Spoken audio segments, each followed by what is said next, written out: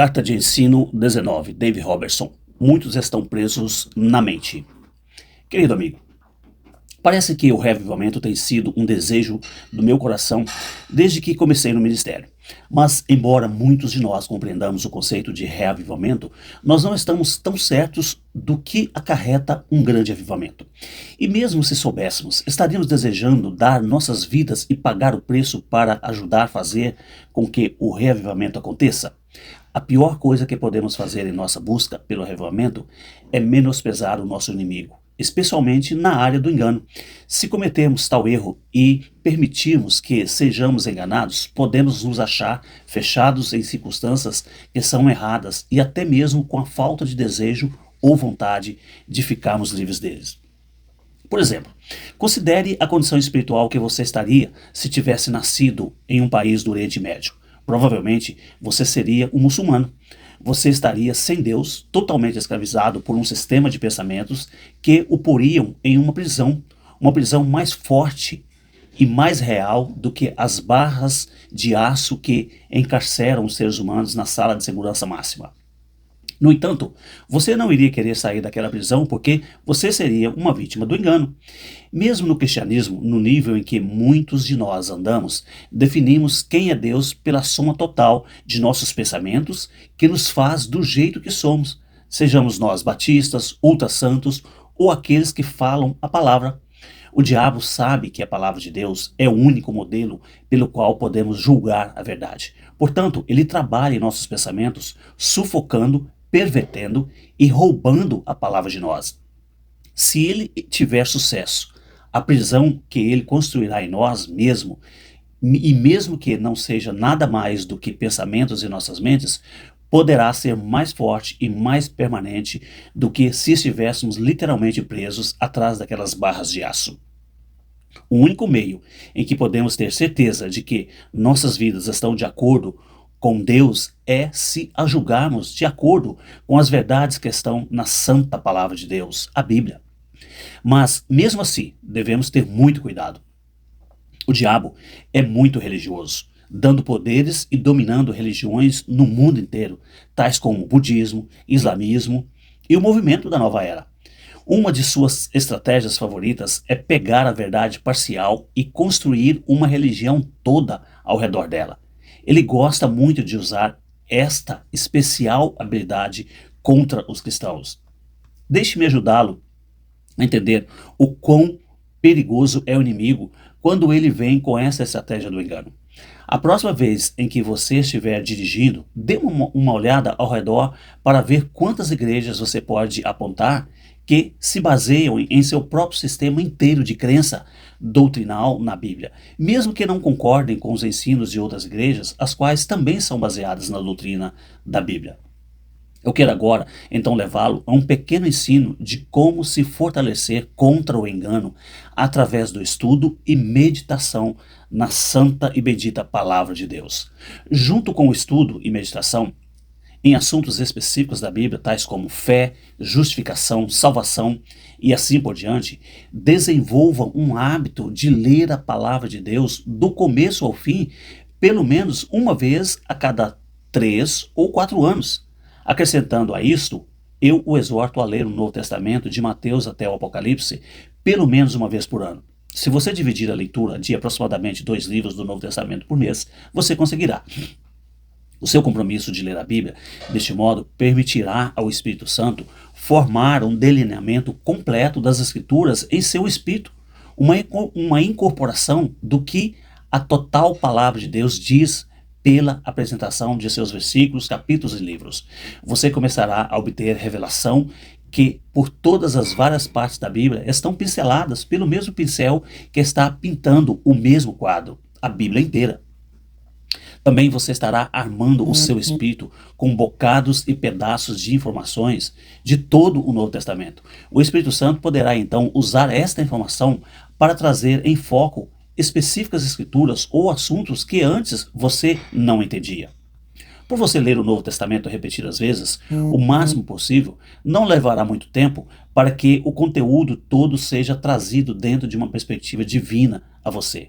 Isso o ajudará imensamente a sustentá-lo contra o engano e o entendimento incorreto da Bíblia. Por que eu estou enfatizando nossa necessidade de nos equipar desse jeito contra o engano, que são as estratégias do inimigo?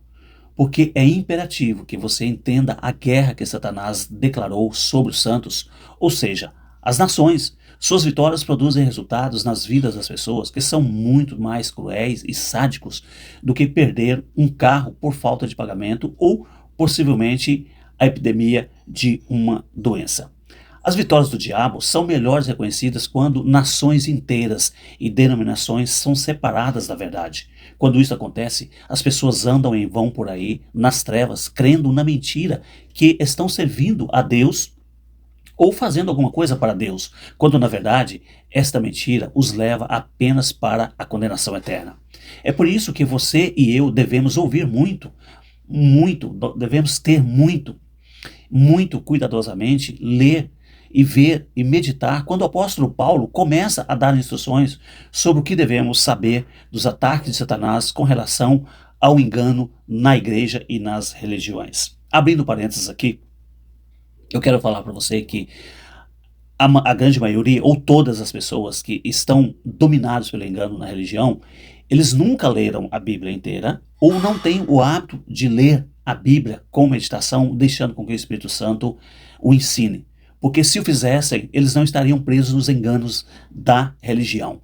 Pode observar que todas as pessoas as quais elas estão presas na religião e defendem com unhas e dentes a sua religião e não a palavra de Deus, elas nunca leram a Bíblia de ponta a ponta ou não leem meticulosamente meditando na palavra de Deus. Fecha parênteses. Prosseguindo, uma vez enquanto estava orando no Espírito Santo, ele começou a comunicar mistérios ao meu espírito que clareou muitas coisas para mim com respeito ao reavivamento e à operação do corpo de Cristo. Ele me ajudou a entender como o diabo opera para derrotar as pessoas em cada nível.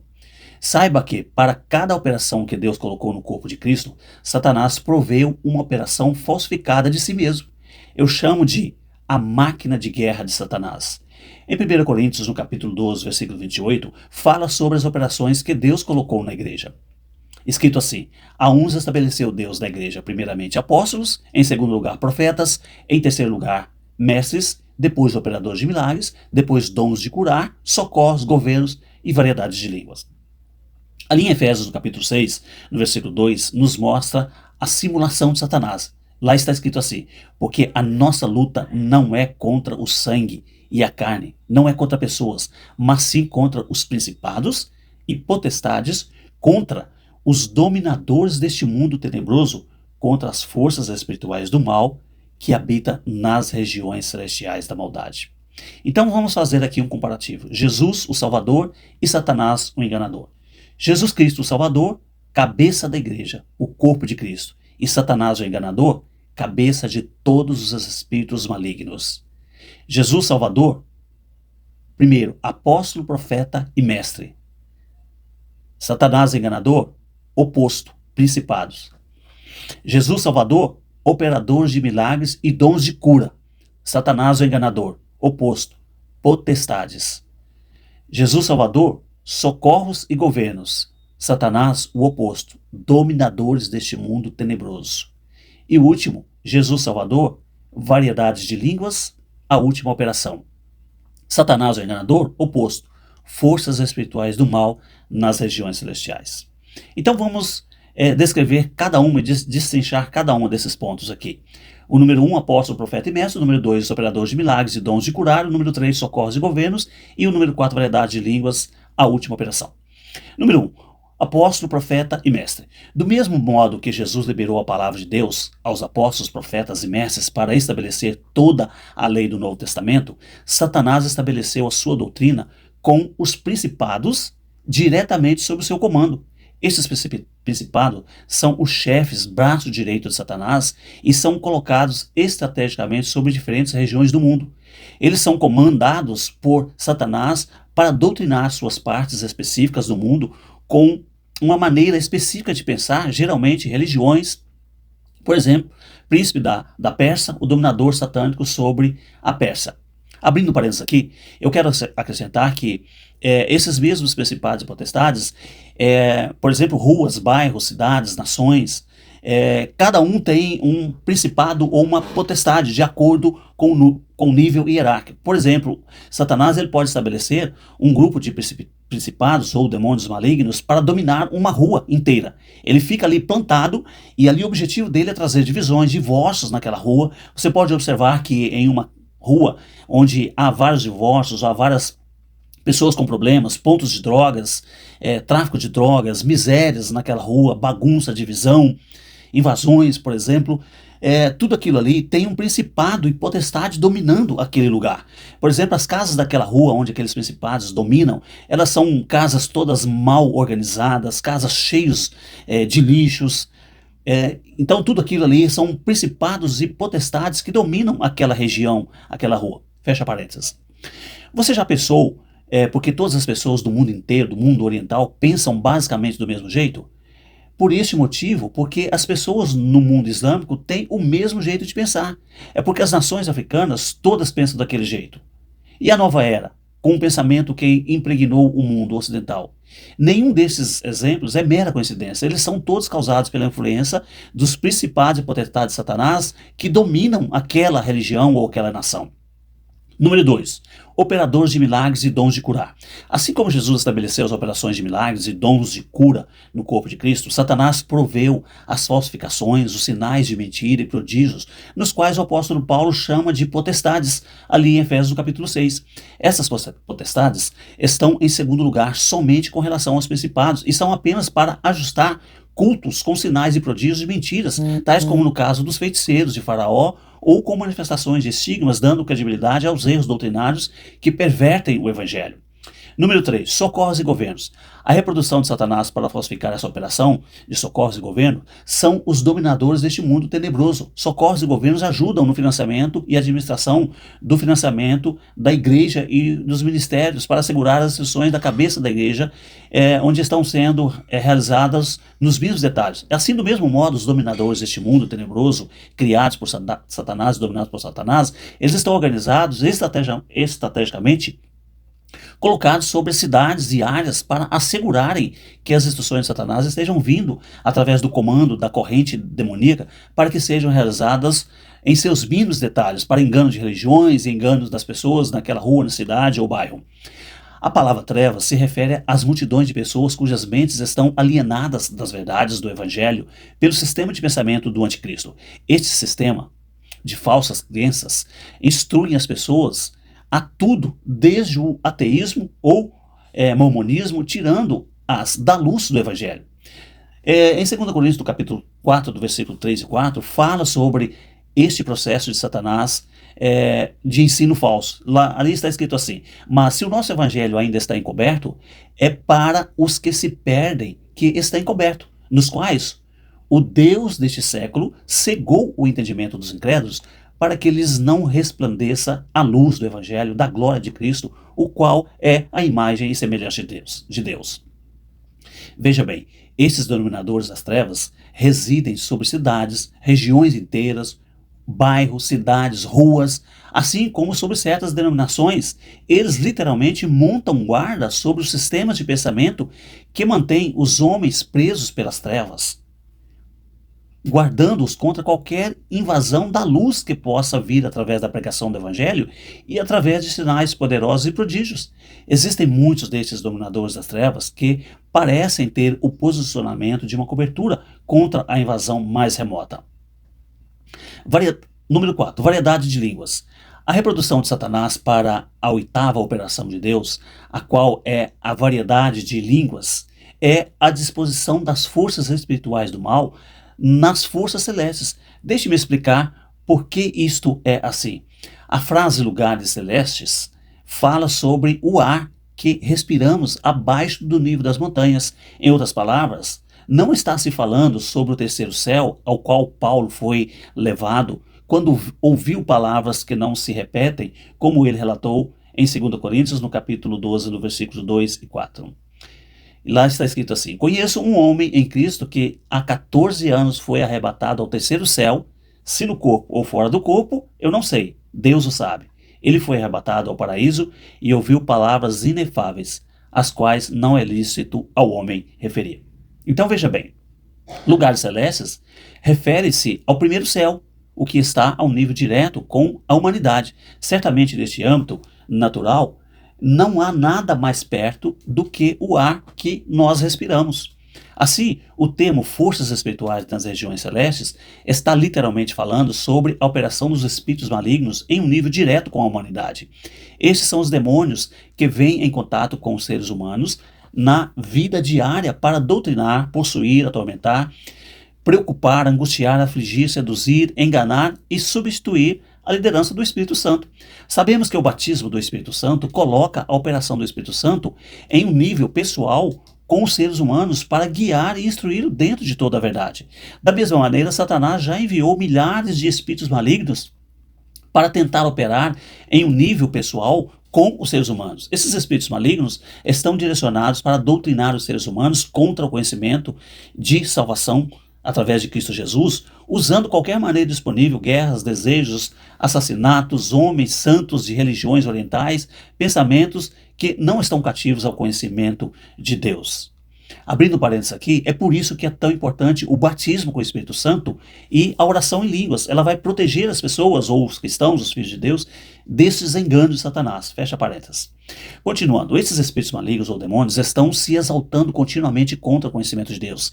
Eles recebem instruções através da cadeia de comando que se origina em Satanás, que é o Deus deste mundo, ou o Deus dos sistemas mundanos. Número 1. Satanás dá suas instruções aos principados. Número 2. Os principados então vêm e instruem as potestades. Número 3. As potestades vêm e dão instruções aos dominadores deste mundo tenebroso. E número 4. Os dominadores deste mundo tenebroso vêm e instruem as forças espirituais nas regiões celestes, que são os espíritos malignos, que por sua vez tentam instruir e doutrinar os homens a se envolverem nas trevas e no engano de seus próprios pensamentos. Em 2 Coríntios, no capítulo 10, no versículo 3 e 4, Paulo fala sobre a guerra espiritual que temos que travar se nós quisermos evitar a armadilha do engano de Satanás.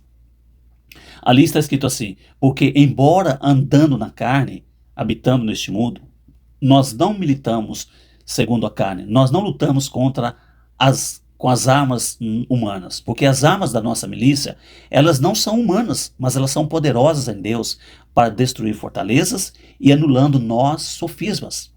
E então no versículo 5, Paulo revela a identidade dessas fortalezas invisíveis e também como lidar com elas. Ali no versículo 5 está escrito assim: e toda altivez, ou raciocínio, ou argumento, que se levante contra o conhecimento de Deus e levando cativo todo pensamento à obediência de Cristo Jesus. Veja bem, já houve muita confusão no corpo de Cristo sobre a destruição de fortalezas. É claro que eu agradeço a Deus por qualquer grupo de crentes que deseja ver o reavivamento vir na sociedade ou na igreja. Eu sei que muitos de nós estamos conscientes, especialmente nos Estados Unidos, que não estamos vendo salvações que uma vez tomaram conta desta nação, e nem em outras partes do mundo.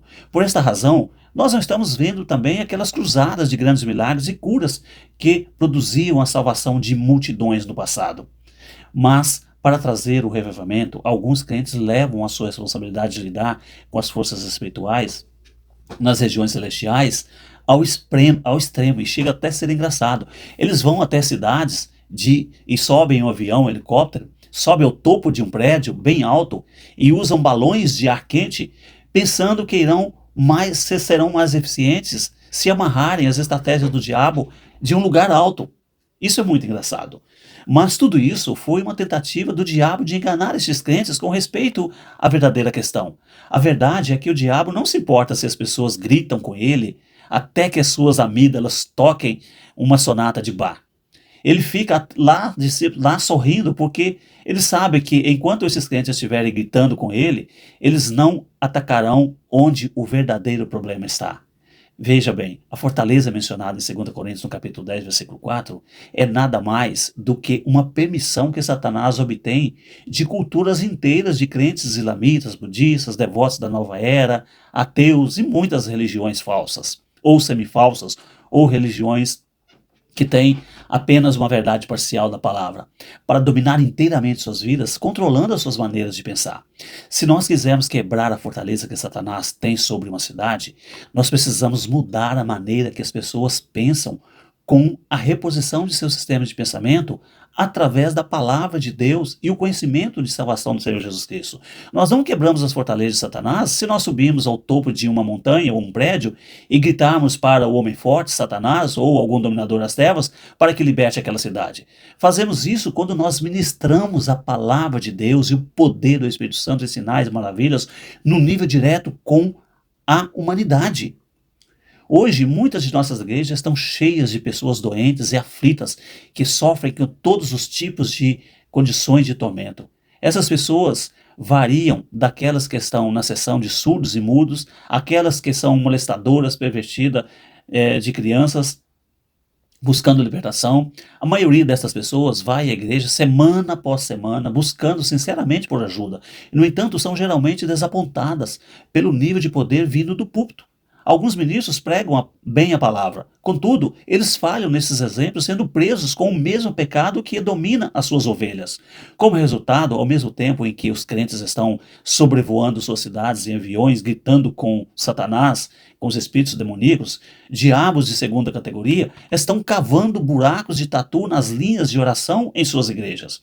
O reavivamento virá quando os pregadores e as ovelhas decidirem dizer: chega. Eu me recuso a lidar ano após ano com o mesmo problema. E aí eles começarem a jejuar, a orar, a passar tempo com Deus, a orar e chamar os perdidos e clamar pelos perdidos. Então, só então, Deus poderá derramar do seu poder sobre suas igrejas em um nível direto com a humanidade, onde as pessoas vivem em tormento e clamam por ajuda. Abrindo parênteses, aqui acrescentamos isso quando as igrejas pararem com seus ativismos em que não produzem nenhum resultado e começarem a fazer cultos de oração e os pastores mesmo começarem a orar e a levarem as pessoas à oração, a fazerem culto de oração, ao invés de ativismos sem muito sentido, sem muita produção. Fecha parênteses. Continuando, o que acontecerá quando as pessoas que são mudas ou surdas de nascimento começarem a ouvir e a falar dos cultos de domingo de manhã? Quando elas começarem a ser curadas, se levantarem das cadeiras de roda, os cegos começarem a ver, os surdos começarem a ouvir? O que acontecerá quando as pessoas em cadeiras de rodas pularem repentinamente e a grande confusão criada pelos cegos gritando: eu posso ver, eu posso ver, eu posso andar, e aquele pode gritar, aquele que está na cadeira de roda pode gritar: eu posso andar. Eu vou lhe dizer o que vai acontecer. As pessoas virão, as pessoas serão salvas. O reavivamento virá para a sua cidade, a cidade inteira vai saber disso. Quando isso começar a acontecer, você não precisará encontrar um prédio mais alto da cidade ou o topo da montanha mais alta para amarrar o homem forte para que as pessoas sejam salvas. Aliás, você não precisará procurar pelo homem forte, ele vai procurar por você. Mas não se preocupe, irmão. Se o inimigo não pode parar um pregador, uma igreja ou uma ovelhinha de causar um reavivamento como este que acabei de escrever, então ele nunca poderá parar você também, que causou, ou uma igreja, ou um grupo de crentes que causou esses milagres e reavivamento. Apenas continue disposto a pagar o preço para o reavivamento. E lembre-se, maior é aquele que está em você do que aquele que está no mundo. E eu quero acrescentar aqui, abrindo parênteses, agora sou eu, o narrador, falando de um testemunho acerca dos dominadores que dominam regiões. Certa vez em São Paulo, em uma rua onde nós morávamos, havia mortes toda semana naquela rua, naquele bairro. Tiroteios eram feitos toda semana. A cada semana o necrotério via buscar uma pessoa ali naquele bairro.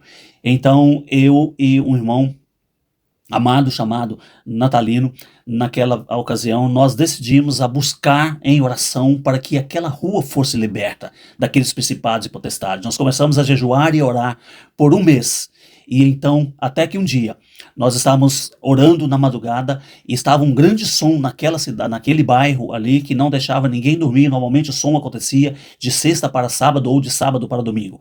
E de repente, eu tive uma visão onde principados e potestades estavam ali naquele lugar, e eu vi anjos guerreando. E de repente eu ouvi um grande estrondo, aquele barulho do som, houve um estrondo, parece um como se fosse um curto-circuito, e aquele som queimou.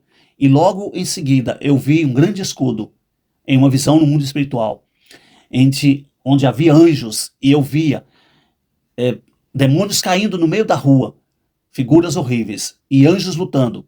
E passou-se 2 ou 3 minutos e eu vi as pessoas saindo daquele bairro e subindo na rua, cambaleando, parecia que estavam endemoniadas. E então eu fui dormir.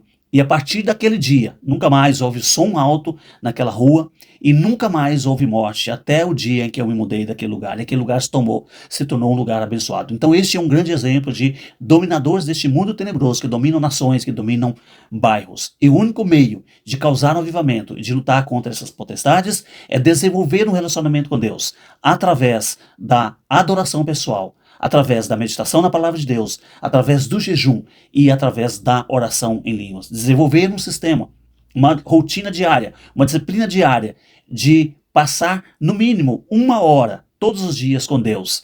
E aí então você poderá dominar e causar algum tipo de avivamento e lutar contra esses poderes, contra essas potestades e dominadores deste mundo tenebroso. E agora, neste momento, também nós estamos na nossa rua lutando contra principados e potestades que estão tentando trazer confusão, de invasores para a nossa rua. E nós estamos repreendendo, estamos conseguindo vencer, porque maior é aquele que está em nós do que aquele que está no mundo. Deus abençoe. Fecha parênteses, esse é o meu testemunho desse narrador. Seu amigo e colaborador, Dave Robertson. Seu nome é cura, seu nome